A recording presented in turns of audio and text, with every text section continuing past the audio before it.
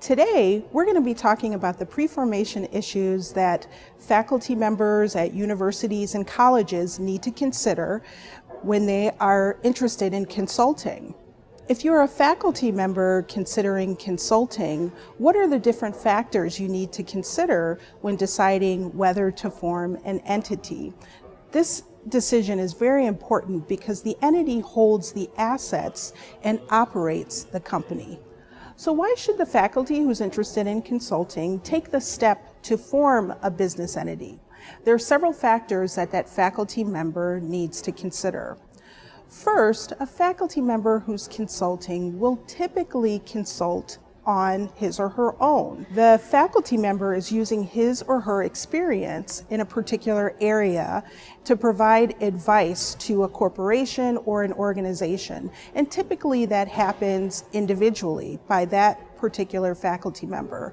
However, if a faculty member is involved with another individual or other individuals to provide the consulting, then having more than one person prompts serious thought about forming a particular business entity. This is the case because the faculty and the other owners want to make sure they have a clear understanding as to what interest each of them owns in the particular company, and forming a business entity will help to formalize that. We'll also make clear who has what particular management roles in the company. Another factor a faculty member needs to consider as to if they should set up a business entity is if there's intellectual property being developed by more than one person.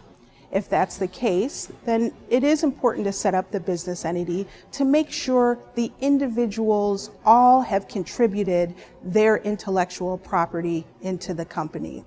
A third reason for the faculty member to consider setting up the business entity is when the faculty brings on employees or independent contractors. It's much better for the faculty member to set up a separate business entity and have that business entity enter into the agreement with the employee and the independent contractor, as opposed to the faculty member, him or herself. And also, if the employee or the independent contractor is creating intellectual property, it'll be much better for that employee and independent contractor to transfer their intellectual property into the business entity, as opposed to holding it, him or herself, and transferring it to the individual faculty member. Another reason why a faculty member should consider setting up a business entity is when they're thinking about the financing for the company.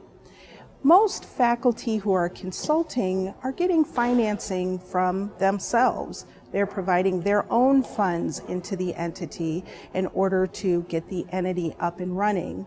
And then they'll be relying on the revenue from the entity in order to sustain the company's operations. A faculty who's consulting typically isn't getting outside investment from a venture capitalist.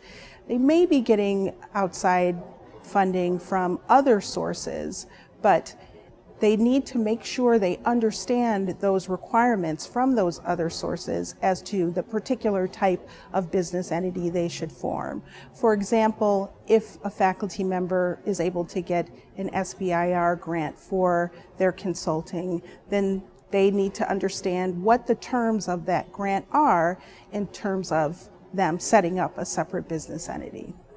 Another factor that a faculty member must consider when they're deciding whether to set up a business entity is liability concerns. If the faculty doesn't set up a separate business entity, then they're subject to the debts and obligations of the company, and they're open to personal liability for anything that happens with respect to the company. If they set up a separate entity, then that entity would generally be subject to liability, although there are certain exceptions to this, which we'll discuss a little bit later. Another thing that a faculty that wants to consult should consider before actually engaging in the consulting services are to understand the conflict of interest policies of the university. Many universities have conflict of interest policies that restrict the amount of time the faculty member may actually spend on outside consulting work, and also restrict the university's resources from being used for this consulting work. The faculty member needs to talk to their department to understand the department's conflict of interest policies. They need to understand what the university's conflict of interest policies are, and in certain circumstances, they need to understand what the state constitution's conflict of interest policies are. For example, with the University of Michigan, in universities in Michigan, there are conflict of interest policies that are in the state constitution.